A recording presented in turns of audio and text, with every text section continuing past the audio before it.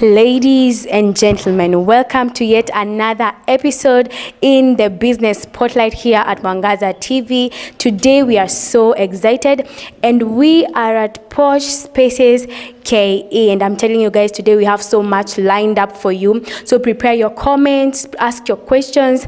On YouTube, we're at Mwangaza TV. On Facebook, we're at Mwangaza TV. On TikTok, on Instagram, we are at Mwangaza TV. And I'm telling you guys, if your dream is to be a realtor, ama to own houses, ama to own property, this is the show for you.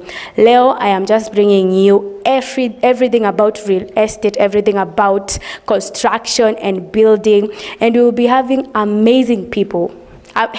Amazing people. You're not ready for this. We'll be having amazing people on board. If I've never seen an architect speaking, today you're going to see that, and you're also going to be learning so much about construction and how we start from the basics to when you see a whole full building like completed. So guys, stay ready, stay put, do not touch that dial. Remember, this is Mwangaza TV. This is the Business Spotlight, and I am your host, Nelly Murimi. So guys, I am joined by Mrs. Grace Kabwagi, the project manager, Posh Spaces. Grace, how are you? I'm fine, Nelly. How are you? I'm feeling nervous, but I'm feeling excited. I'm so happy to be here. Yeah. Feel free. This is a very, very safe space. Thank you. Yeah, so maybe you could tell us a brief introduction of who you are. Who is Grace? So, as you've heard, I'm Grace. I'm a construction project manager by profession, having done construction management and mastered in project construction management. I'm a wife. I am a child of God. I love God. And I am a sibling to many brothers and sisters. And I'm happy to be here. I run a construction company called Posh Spaces in the capacity of a project manager. Is that enough? Yeah, thank you so much, Grace. So we will be asking you some few questions. We want to understand Posh Spaces. Guys, she's the project manager of Posh Spaces. Today, leo tumesema we're learning everything construction, and we are at Posh Spaces, and now we have the project manager. So you can't touch that dial. Listening, we have so much to learn. So Miss Grace, hata before to engage Posh, we want to know, where were you born and how did you find yourself here now as a construction project manager? Oh my God. I was born in a very rural village. You know, those villages, yeah? In Makueni, I come from Makueni. I just had a normal upbringing, like any normal African child. But the privilege I had, my parents were teachers. You know, in the village, teachers are respected. So that's the only privilege I can say we had. But yeah, having that background of my parents being teachers, I can say they were academicians. So they pushed us to study hard. Like you couldn't be a joker in my father's house. My father is an academician. So to him, the love language is grades. Like, you're number one, we are friends, I love you, yeah? So you're whatever. So that's number 5, no, please go back, try again. Yeah. So that's what I grew up in. So I used to excel in my academics a lot. I really excelled in my primary school. I studied in Bonny Girls High School. And that one, I don't know how I ended up in Bonny Girls, because I was like, I have a whole 400 plus marks. I wanted to be in Kenya High. What do you mean? 400 is a whole lot. Imagine. So I went studied in Bonny Girls, but it was God's plan. After Bonny Girls, I left. But also, in Bonny Girls, I was also a scholar. I scored very well. I was the best student in Makueni County in my year. So I expected to go, you know, in your high school, you're told the best courses are medicine and surgery, electrical engineering, name them. At that time, the other courses which had come up, like actuarial science, I don't even know what those things were. You just wanted to have a complicated name to look like you're serious. Yeah. So I really wanted to do medicine and surgery, and I was out to do medicine and surgery, and I thought I have to be a doctor. What do you mean? Without these grades? Yeah. So we did revision for courses and everything, and guess what? My response was, I couldn't get as close to pursue medicine and surgery because of gender, not because of grades. Like the people from my gender, one day, I didn't even understand that thing. What? I tried so much. I was like, telling my parents, you have to pay para for me to go study medicine. And I was obsessed. I even went to those schools and looked for the courses, but somehow my cousin started talking me out of it. Now we had a cousin from my mother's side who, you know that successful cousin in the family? So he's a civil engineer. So he started telling me, you see, I have money and I've done construction. So you see, if you can do construction, it's also a good course. So I landed in construction by chance, having failed to do what I wanted to do. Now I go to construction. The first day we are given freehand sketch drawings to do. Do I know how to sketch? I don't. I'm like, I've just done the biggest mistake of my life. I need to go back to medicine. But that was like first year. So it starts getting technical, second, third, fourth. And I just find my path in project management in construction. And that's how I ended up being here. Wow, that's very amazing, guys. Excellence. Mmesikia 400 marks. Then medicine and surgery. Wow, I'm so challenged. So now you're in construction. Yes. You've been doing this for how long? Oh my God, from 2017. So you graduated in 2017? That's when I finished school and I immediately got into employment. I worked for 3 employers. I did facilities management as my first employer. That job was hard, but I think it was like being thrown into the fire. Then I left, worked for a startup where we were training fundis, aspects construction. We had a workshop and we had a client. So it was a link-up market. We would link fundis to clients. So we would train them and link them up. Then I left, went worked for humanitarian for 4 years until, last year, February.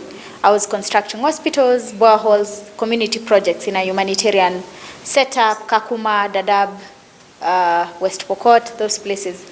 Until now, last year, February, when I decided to quit and join my spouse, Patrick, in running Posh Spaces, which he had started years ago.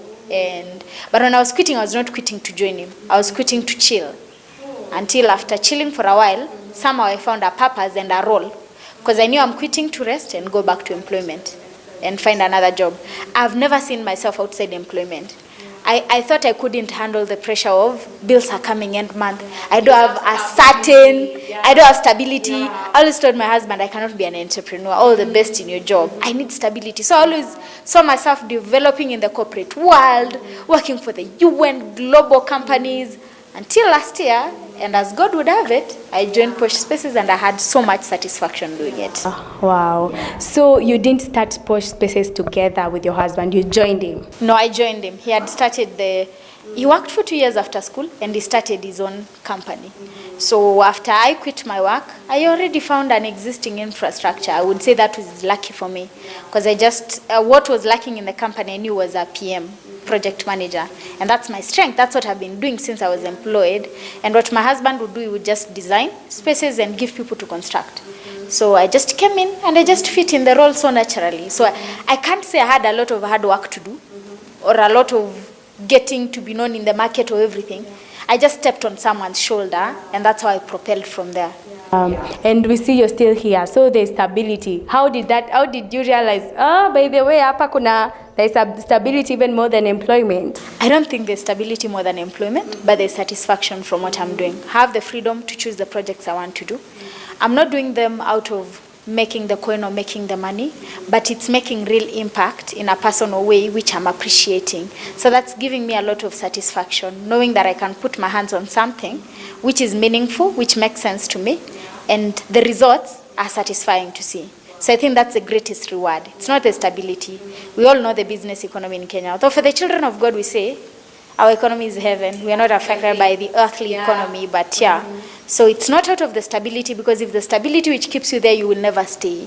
But it's for a deeper purpose, which is touching lives through construction. And how has the journey been so far? It's been amazing. I mean, from last year when I joined the company up to now, we've done great projects. We've done amazing projects. We've done houses, we've done garages, we've done whatever. And I think for me, it's been amazing working with my spouse as well. It's so interesting to see that this is your strength, this is my strength, this is how we can marry to bring something together. So it's been an interesting journey for me, and I thank God because we've had successful projects, good clients, and we are still pushing for greater impacts. Yeah. Wow, that is amazing.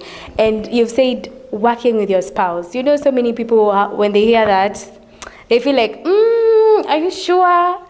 what would you tell someone who's out there and they feel like maybe it's not something possible to actually work with your spouse in the same space and be maybe in harmony and, just bring impact together?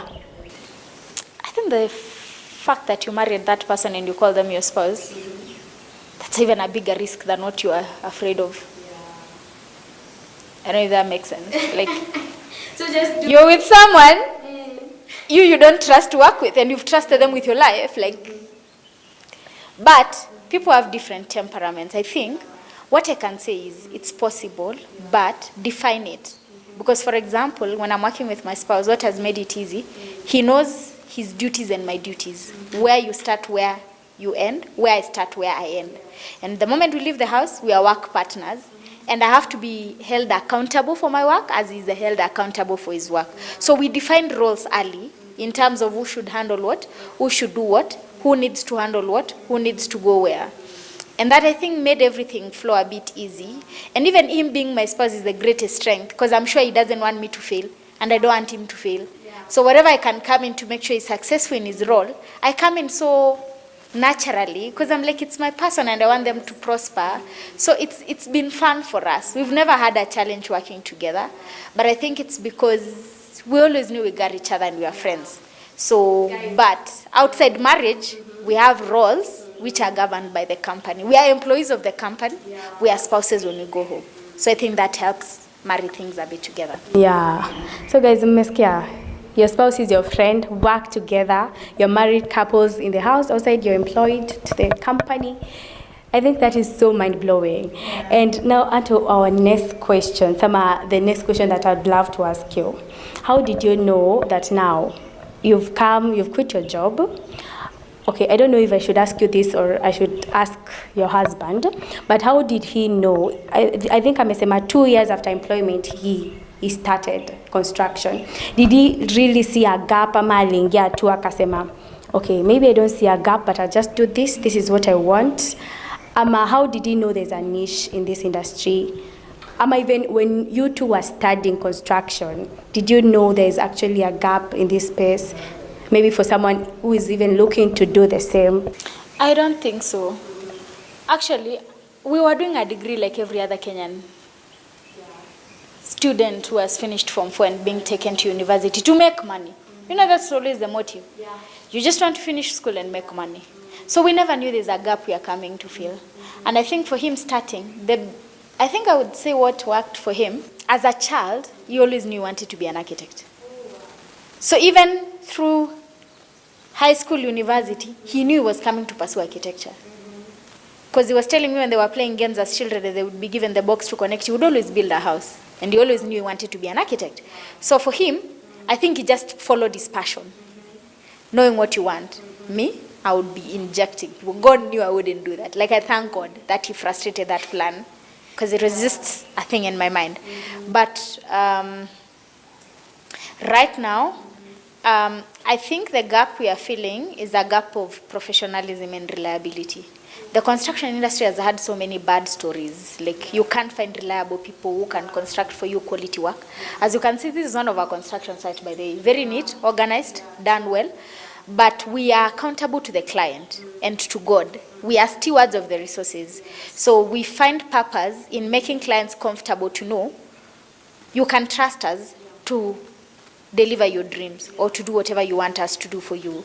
So we've grown actually in a very fast way because we've grown by referrals. We rarely do advertisements and everything. But every client we do work for, they will always refer us to another client. And it's because we just come there and say, forget everything else you heard about construction.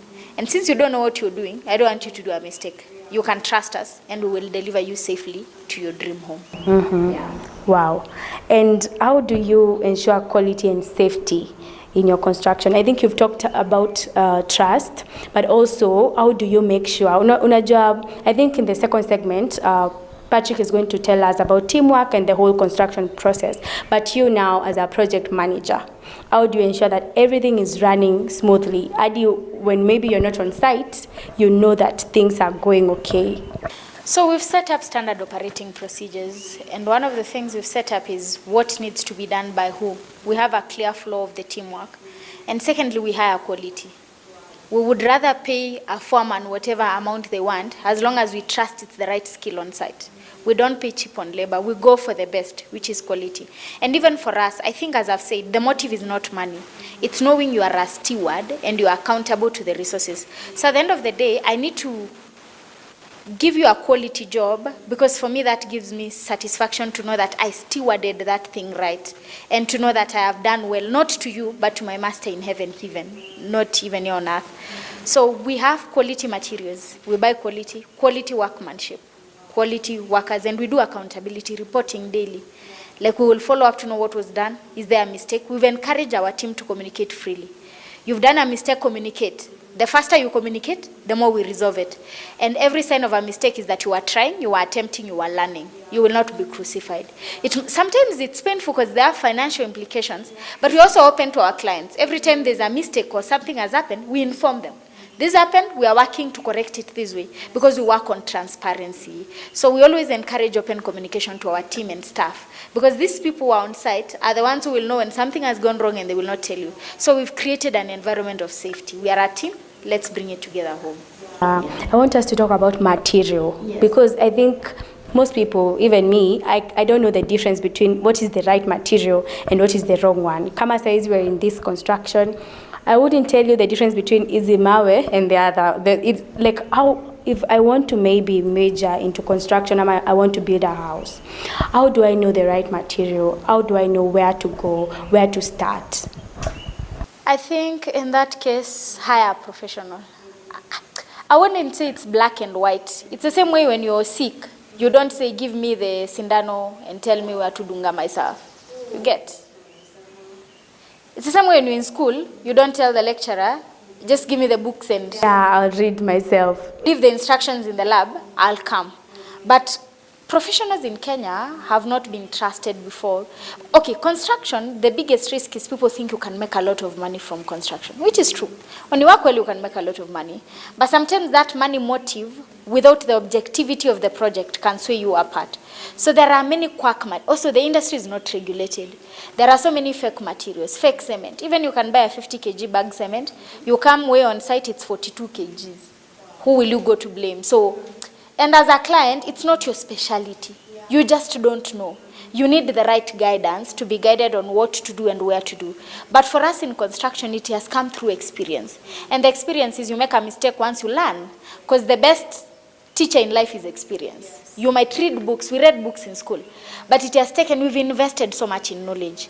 I think there's a video I released some time back. We go to the quarries. We test the qualities from the quarry. We even check first grade, second, third. We choose what we want from there.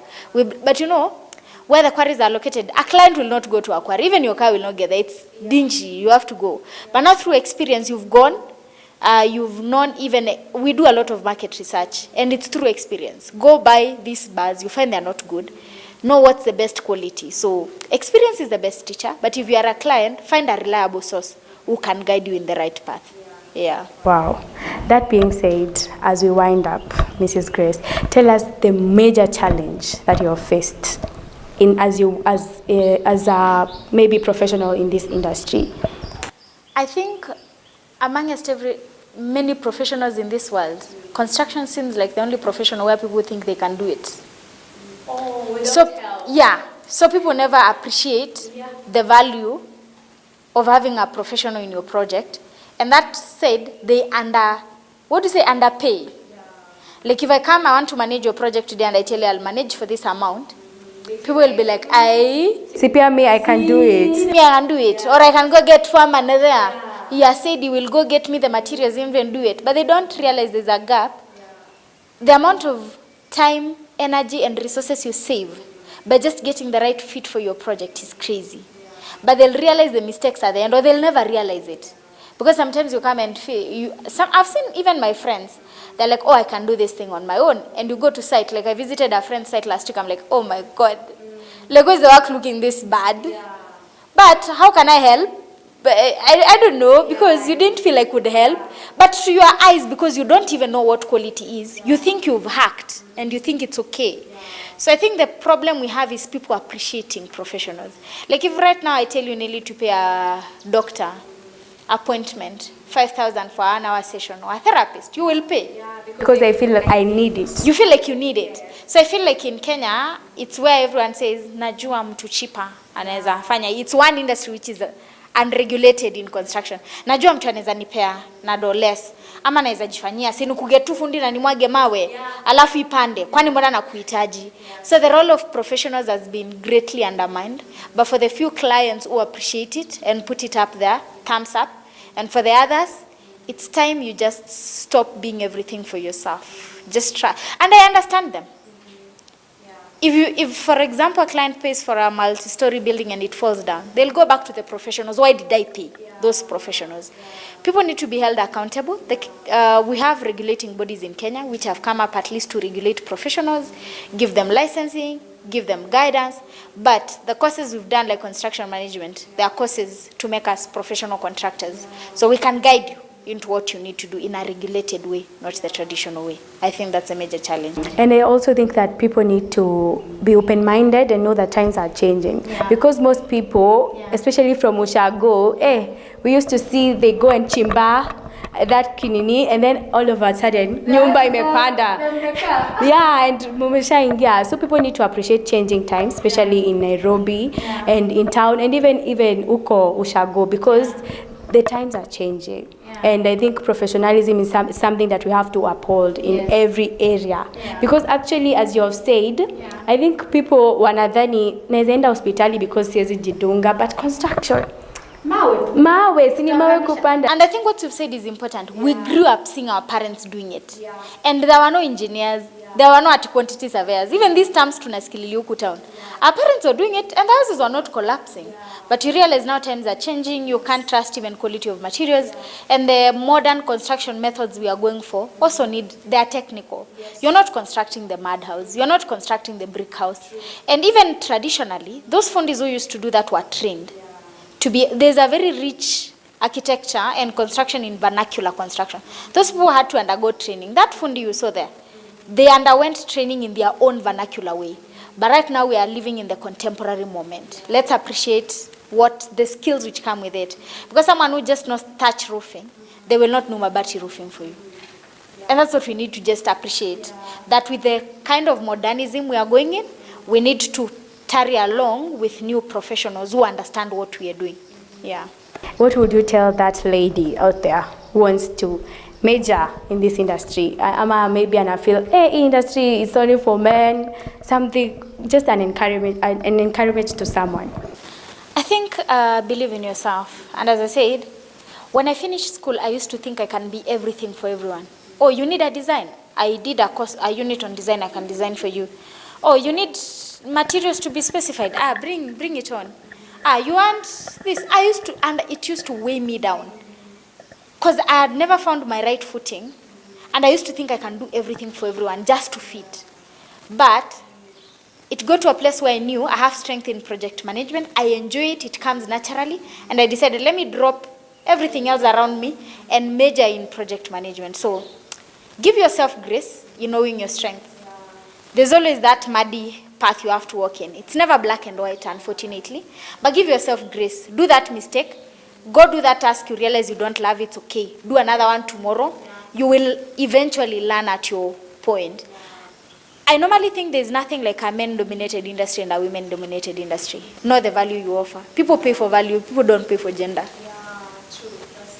And I think, most of us, especially my gender, let me use it, sometimes people don't want to put in the work for the skills, to study, to become the best version of yourself. Because when you say, I know there are other factors held constant, people will always pay for value. Invest in yourself and bring the value on the table. And if there's no table, create the table yourself and offer what you're offering. Don't wait to be validated, because no one will ever validate you. If whatever you're offering is not finding tables, imagine create the table and serve it and be the table. So don't fear, don't shrink. There's nothing like gender and nothing. These men will not eat you. They might intimidate you, but know what you're doing. Bring the value and be the platform. Hata kama si sahiyo, they will see it and they will be I like. tell you, if someone wants a skill in someone, it doesn't, at that point they never look at whether you are a lady or a man. And if someone has seen a job you've done very well, I want you to go and think about, you've seen a house constructed well. Do you normally ask, is it a lady constructor who did it or a male constructor? It's a work which has pulled you. Yeah, so invest in yourself and then bring your A game. Work will follow you. That's the only cheat code in this male-dominated industry. Bring the value. People will buy the value, not your gender. Wow. Yeah. Wow, I am so mind blown. Hey, today we've been learning, guys. And now the second segment is going to be fire. This is just a start. So in the second segment, Mr. Patrick, Miss Grace's husband, will be coming here. Yeah. He's going to be taking us through the construction process, from uwanja ikiwa plain to when you see a building stand. He's going to be taking us through that process. Thank you so much, Miss Grace. Thank you. You've explained a lot and you've challenged me as a lady. Yeah. So guys, you can't touch that dial. Yeah. See you in the second segment.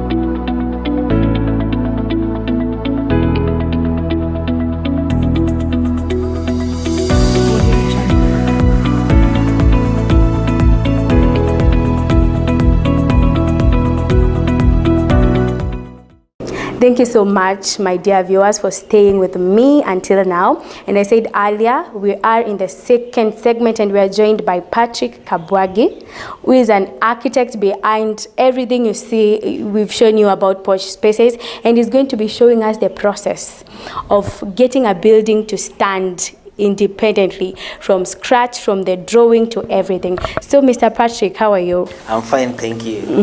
Hi Nelly. Hi. We are so excited to be here today. Yeah. And we're so excited to have you. Asante sana. So maybe you could start with a brief introduction about yourself. Oh, great. Thank you so much. Thank you so much, Nelly and Mwangaza TV team.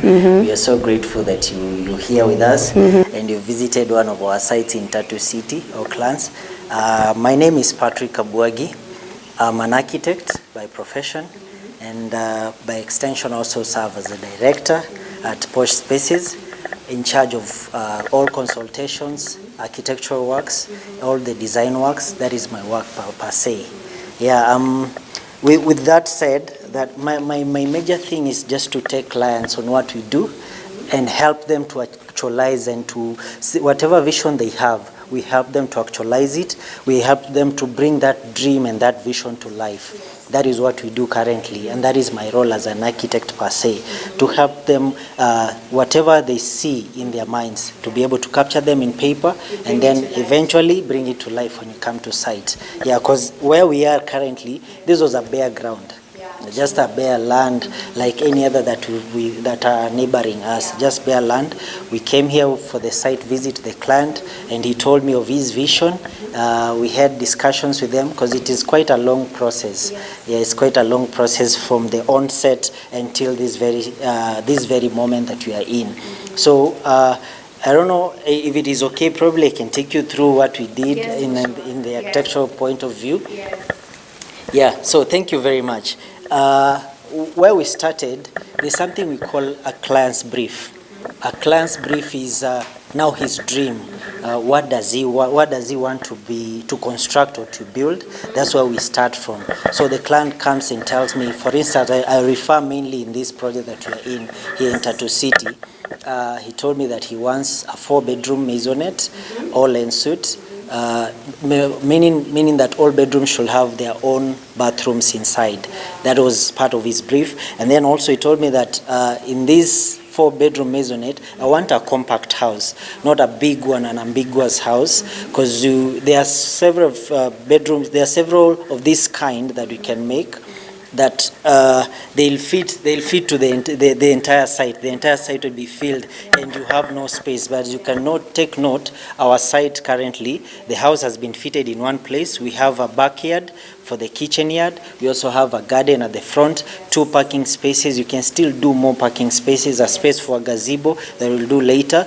Yeah, but all those things, these are the things that a client tells me that I just want a compact house, a simple house that has these requirements. It has a sitting room that is big enough, a kitchen, a dining, a guest bedroom, a common toilet. That is one of his briefs. I also want an office. And then also some of the things that I can ask them is, what are your colors? What colors are you interested in? If they have no choice of that, I'll be able to guide them and maybe help them in that.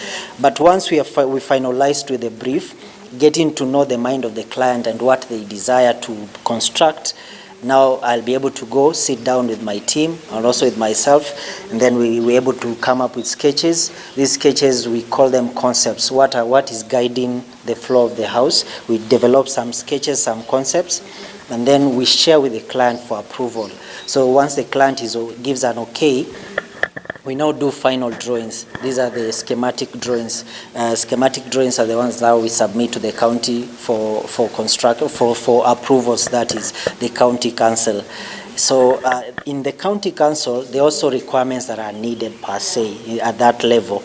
So we'll ask the client of the copy of title deed, a copy of the search of that specific land, copy of the rates to ensure that he or she has paid the rates, and then once that is done, the county will give us a clearance certificate. We attach now a copy of it, and then also we'll be able to source for them as well the survey map to show the neighboring plots, to show the access roads, to show how do you get to the site and all that. So we attach all these drawings, all these documents per se. Then we submit them to the county for approval. The county approves. County approval process takes about 2 weeks to get it done, and then from the county level, we now push it now to the National Construction Authority level, the NCA. The NCA also gives us an okay and a certificate to verify that this project has been submitted to them and it is the right thing that is going to be constructed. The professionals, who is the architect, structural engineer, quantity surveyor, they all sign that they take responsibility of the site. Yeah, so once that is done, that is the major part that we come in to help, and these are the behind the scenes. We call them the pre-construction process, and then we get to the construction process, and then there's a post-construction process. All through these processes, the architect is always present. So mine is, once we done with the county approvals, the national construction approvals, and then we get now to site. Yeah, where the ground will be broken, and we start setting out, and that's where we hand over all the drawings to the client and to the project manager, who now takes charge of the project and to ensure that whatever has been designed comes to life. And then by the help of us consultants, the architect, the structural engineer, we do frequent visits on the site just to work hand in hand with the team to ensure that the dream that the client had haijapotea, nothing has been missed, and everything has come to life. And such collaboration brings great success to the site. A site where an architect visits oftenly, an engineer visits oftenly, and then there's collaboration between the project manager, the fundis on site, the client himself or herself. These collaborations ensure that the site is very successful and the smooth running of everything. Yeah, so that is it mainly. Mine is to ensure that once the drawings are done, the construction is done, there's also quality of work. Kazi imetokea vizuri sana, and it's a clean work, a clean job that everyone is happy. Yeah, everyone is pleased about, because at the end of it all, we just want to ensure that we've been good stewards of this responsibility that we've been given. Yeah, kabisa. Guys, today we are learning. We are learning. You know, most people think that construction is just construction. They don't know that there is a lot of background work that happens. As you've told us, pre-construction, construction, post. Wow, that is so mind-blowing. So you, as the director of Posh Spaces and as an architect, do you have a team that you work with? Unajua unaweza sema I'm an architect, I'm a director, so I can do this thing. Ama do you have like a major team? Ama do you just work with Miss Grace? to just bring this whole thing to life? No, actually we have a big team that we work with, and there's a team in the office, a team on site that helps us to do all these works and to ensure that they come out successfully. From my end, I now work with a draughtsman. That's the person now who helps me to do these other drawings. Once I've done the concept, we now get into details, doing the measurements, doing these dimensions that are put on the drawings, and then if there are specific details like the design of the windows, design of the doors, design of the floors, there's somebody who helps me in doing that work. I can do it yes myself, but it is quite a stretch as well. It is quite a lot. So we have somebody that works with me in that front. And then here on site now, teaming up with the people now who are under the project manager, teaming up, we have a site foreman, and then we have a clerk of works who now ensures that our works are done well, and he ensures the quality is up to the standard that we want to ensure it has been met in this site per se or any other site. So we have now the site foreman, a clerk of works, there's a site caretaker who now doubles up as our this, what is the name of who doubles up now as our materials person, who takes charge of the materials, what has come in, what is going out, and all that. And then now the rest are just the normal. We have the casuals and the skilled workers. Yeah, so the casuals ni watu wa mkono fundo. They are very important people to have on site. They're very important people to have in our team. And then in matters consultancy, also don't work alone, because I've mentioned before that we have I've mentioned structural engineer, quantity surveyor. These are part of our team, although we outsource them for their services. We don't have them in our company, but there are people that we've partnered with to ensure that we have successful projects. So a structural engineer is the one who now does the drawings for reinforcement. Nazita michoro ya chuma. Yeah, the drawings reinforcement, that is done by the structural engineer. A quantity surveyor now does the cost estimates, the bill of quantities. He estimates the cost of materials, the cost of labor, and then he just guides us on how much the project is going to cost. That is now the work of a quantity surveyor. And then in other projects, we engage the services of a mechanical engineer and an electrical engineer. A mechanical engineer is the one who does now all the plumbing drawings. If there's AC drawings that are needed, he'll provide. If it is a commercial project, we have lifts. That is done by a mechanical engineer. And then the electrical engineer, he will do now the electrical conduiting, electrical designs, power supply in the house, how is power supplied. And then also the electrical engineer will also guide us on the CCTV provisions. Those are now specialist works that we engage them here on our site. They are part of our team per se. Not really in the company, but we outsource them for the services that are needed. But they are very important because these are people that we've worked constantly with over the years that we've been in practice, and they know what they understand what Posh Spaces is all about, what our standards are like, and how we operate. Yeah, so we have that cohesion with them rather. So would you say that learning how to teamwork has really helped you as a company? Yeah, teamwork makes a dream work. Yeah, see, so it's really important. You can't do it alone. We can do it also as directors per se. We need the involvement of every person in the team for the dream to work. Yeah. Maybe as we wind up, you could tell us, maybe there's a young man out there and is looking to start maybe a similar business, and also is looking to start somewhere. Someone is watching right now and they feel like, this will take forever. Yeah. And maybe looking at you, we can see you're not that old. Not very old. So maybe you can tell us, you can encourage someone. Yes. What does it take really to have something like this at You've not told us your age, we're not going to ask, but at maybe your age, because of course we see you're not in your 60s or 50s, but what does it take really? Yes. Okay. Oh, that's a good question. Thank you, Nelly. First of all, I'm still a youth. I'm under 35, and it is by the grace of God that you're here. It's one thing that I have it in my heart is that if you can see it here, if you can conceive it, believe it in your heart, and for sure you're going to achieve it. Yeah, it has to start from the mind. You see it in the mind, and then you confess it with your mouth that for sure I'm going to get to this level, because it is a belief that has come out of you. So I first saw that I was employed for 4.5 years after campus, and my desire was, I told myself even before I got to employment that I'm going to just gather enough experience within 2 years. After 2 years, I'm done. I'm going to quit the job. I'm going to resign. So you knew? I knew. I had that thing in me that I'm not going to be employed for more than 2 years. I just want to gather enough experience and learn from the people ahead of me, and get to learn from, they're more or less mentors. I really learned a lot from them, and I pushed myself to learn as much as I can within those 2 years that I was employed. And I went all out immediately those 2 years were done. I went all out into my dream. Sometimes I felt that it was not working, but I still had the grit and the gut to believe that it's going to work out. Yeah, and that is one thing.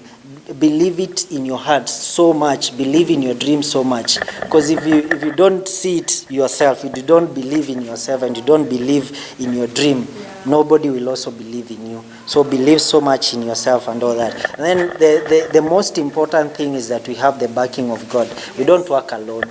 Yeah, we don't work alone. We have the backing of God.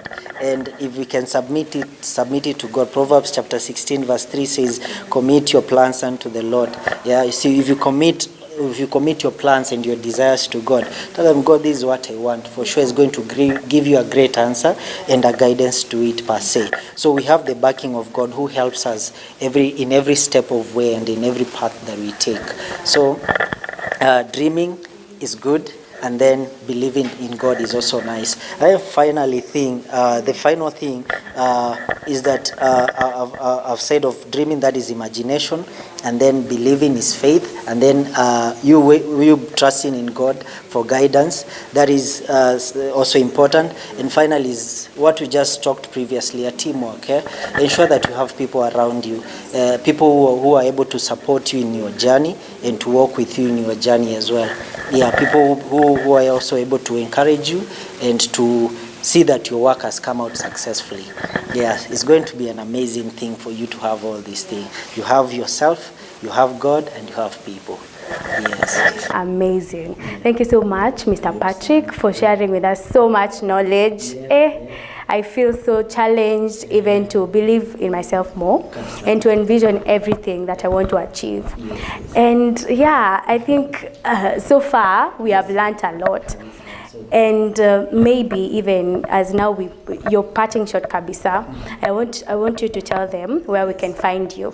Maybe on social media, on TikTok. If you have social media pages, where can we find you?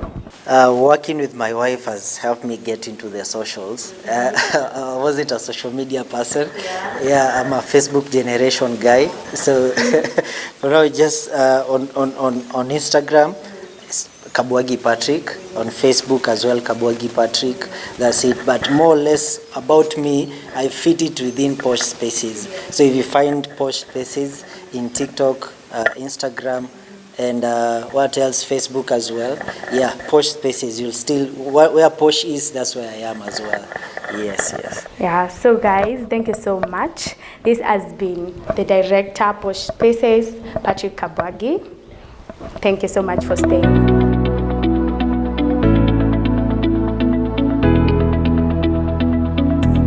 Guys, you can all attest that today has been amazing. The first segment with Miss Grace, the second segment with Patrick.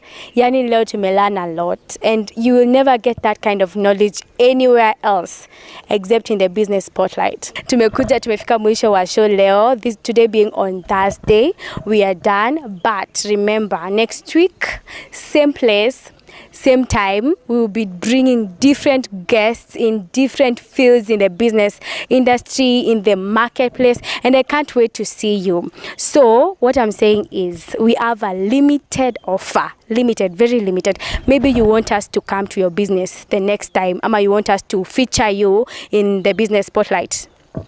Just shoot an email at havenelly@gmail.com. It's on your screen. Tell us what you love most about the Business Spotlight. Tell us why we should feature you, and tell us why you love Mwangaza TV. And you never know, maybe next week we'll be at your station, next week we'll be at your business featuring you. So until next Thursday, 7:45 p.m, same place, same time, I have been your host, Nelly Murimi. See ya.